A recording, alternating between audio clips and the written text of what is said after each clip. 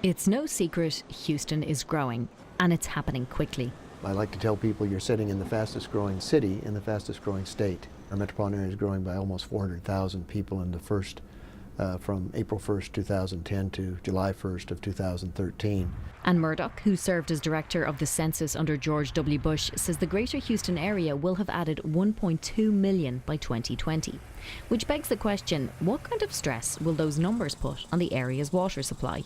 We are very lucky in this area.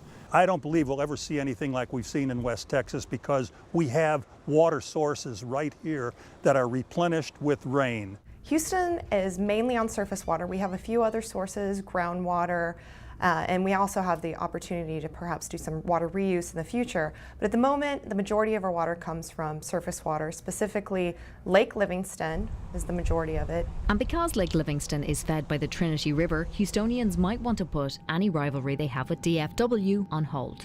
Most of the water going into the Trinity River, a lot of people don't like to hear this, but it is waste treatment, the sewage treatment plants, and they're putting millions and millions of gallons a day into the Trinity River. And the larger the city of Dallas-Fort Worth grows, the more water they're putting into the river to flow down to our area. But don't worry, that water is properly treated by the time it gets to Houston homes. And while officials say Houston's water supply will meet the demand through at least 2050, they'll also tell you that doesn't mean you should let your guard down when it comes to conservation. The best thing we can do is be water wise and be good stewards of the water when we have it. So things like rain barrels and those small measures can make sure that we can maintain a very high quality of life for Houston and keep attracting businesses into the Houston area.